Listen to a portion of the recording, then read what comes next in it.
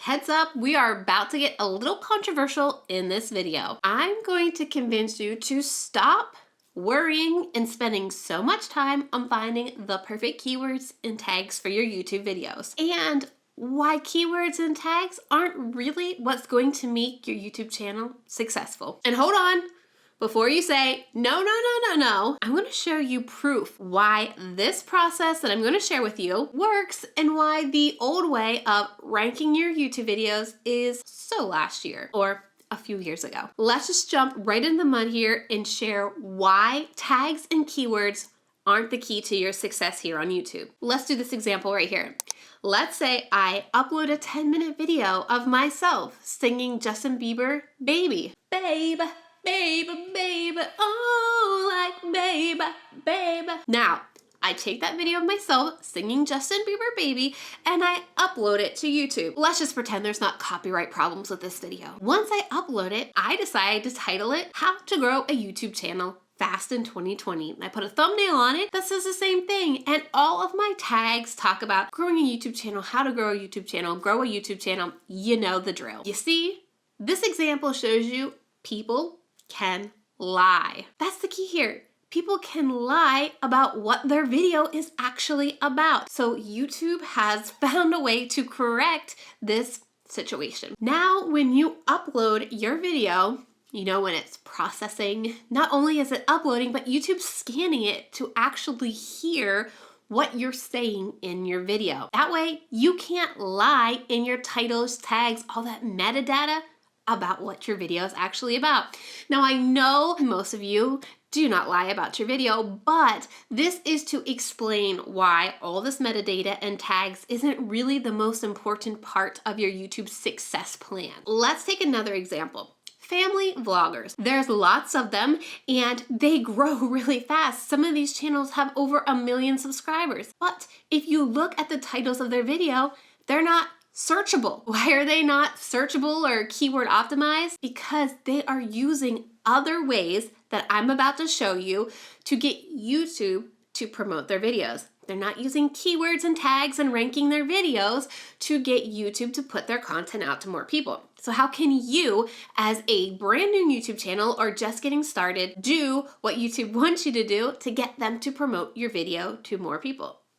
I'm so glad you asked. But before I tell you, I want to share with you one more example, proof on YouTube that this system works. One of my clients, I had finally convinced her to stop worrying about SEO and putting all of those keywords in the right places on her YouTube videos. And we worked on the 3 things that I'm about to share with you. You can see in January alone, she had double the amount of views on her channel than she did in December when she was focusing on adding all these keywords and tags into her video metadata. And if we look at her traffic sources, in January, when she saw double the amount of views, her traffic from YouTube search, ranking in search, actually declined. What is growing on her channel is browse feature traffic and also suggested video traffic. This is proof that YouTube is recommending her content to more people. And YouTube would not be recommending her content to more people if she did not improve these 3 things. Okay, I know you really want to know these 3 things, but again, I just really want to hammer home because we've been told on YouTube for so long to focus on ranking and search and focus on keywords and titles. I just want to show you one more proof because I told you at the beginning, I'm going to base this all on proof. Let's look at that same client's individual video. If we look at this video in the first 48 hours, none of her tags were ranking. And in fact, only 2% of her traffic in this time came from YouTube search. And it got significantly more views than this other video that she had done in October. So how is this happening if we're focusing less on keywords and search? Here's the first thing that we did. We focused on our title and our thumbnail. Her channel as a whole has about a 2 to 3% click-through rate. I wanted to double that, if not 4 times it. So what I convinced her to do was stop worrying about trying to shove those keywords into her title, and let's focus on pitching a value in that title that's going to get her people to click. She also changed the coloring of her thumbnail as well, and I suggested some text for her thumbnail. What we saw was her click-through rate skyrocket. In her most recent video, you can see the numbers right here, from around a 2 to 3% to now this one. Next, we worked on the hook of her video. Typically, she was losing around 40% of her audience retention in the first 15 seconds. Now, so many people are like, well, how am I even going to increase audience retention? Here's what we did. We worked on crafting our title first so that she could really understand why her audience was clicking on that video and making sure she opened that video with a clear reason why directed towards them. So what were they struggling with? What had got them to click on that video? And what can we say to get them to keep watching? How can we tell them that we're going to solve their problems? Then we focused on her content and really tightening it up, really cutting out as much chatting as possible, getting to the point and sharing things in easy to follow steps. We also started adding more call out text, B-roll footage as well, showing examples as she talked about it, so more of showing instead of just telling. And those were the ways that we started to increase her audience retention. Now, by focusing on her content and getting more people to the end of her videos, that meant we got more people clicking on her end screen, which means we created a more bingeable channel for YouTube. So on average, her channel had about a 1.8% end screen click-through rate. I went back to her, we restructured her scripts. I really pulled out any kind of language or wording that she was using that signaled that video was over. Remember, we want to get people to that last 20 seconds to click on an end screen. And we wanted to have a specific video to recommend to people at the end of that video. So thinking about the viewer's journey, what would they want to watch next after that particular video? She went from a 1.9% click-through rate to an over 6% click-through rate. Knowing that we increase her click-through rate, her thumbnail and title, we increase her audience retention, meaning people were watching her content longer, and we increased her end screen click-through rate, she now became a bingeable channel that YouTube wanted to recommend to more people. Thus, the increase in browse feature traffic and suggested traffic. So what action should you be taking after watching this video? As a lover of checklists myself, I've got a little checklist for you. First, stop spending so much time researching the perfect tag or the perfect keyword. Take the time that you're generally spending researching these tags and keywords and focus on coming up with that title of your video before you even write any content. Titles can be tricky and difficult to come up with, so take that extra time and really come up with a title that's clickable, that really gets people wanting to see what you're going to provide in your video. Also take that additional time to work on your thumbnails.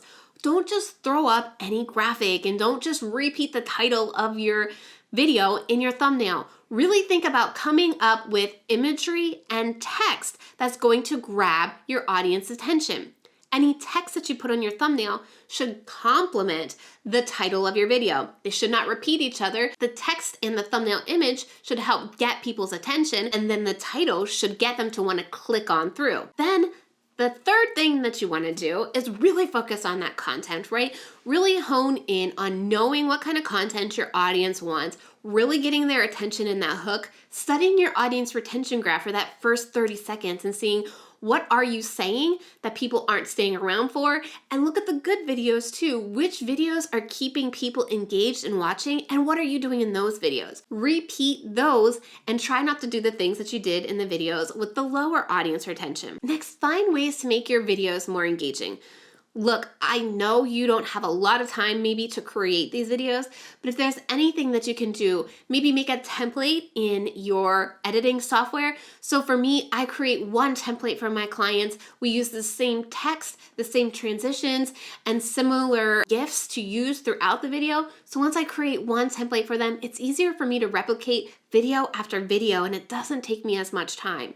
So maybe you take some time to hone in on a template with text and transitions and types of B-roll that you're going to add in every single video. This is going to help you increase your audience retention and keep people more engaged. Don't overcomplicate it either. Okay? Then remember, you need to get them to binge watch your channel. You really need to focus on getting them to click on your end screens. This is where I've seen the biggest growth in channels, is when we hit over a 10% end screen click-through rate. So really think about, what video should you tell them to watch next. Give them a clear reason why they need to watch that video next. Understand what that viewer is going to need from you next after they watch that video. This is what I call the YouTube trifecta: click-through rate, audience retention, and end screen click-through rate. Now here's the deal. If you want someone to work with you through this and give you real-time feedback on your titles, your thumbnails, your audience retention, help you look at your channel to see what's working, what's not working, my program, the Video Strategy Academy, is currently open for enrollment. This program is part course,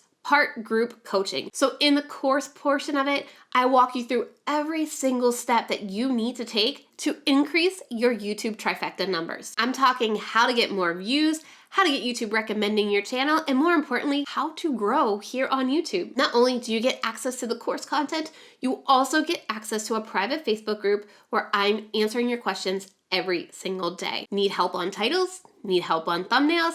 I got you. You drop it in the Facebook group and I will give you feedback. In addition to all of that, we also have monthly group coaching calls where you can bring your questions and ask me live. We also have monthly hot seat opportunities where you can give me access to your YouTube channel and I will dig in and show you exactly what you should do next to really see growth on your YouTube channel. Not sure what content you should be creating? Ask me. Not sure why your last video didn't do as well as you expected?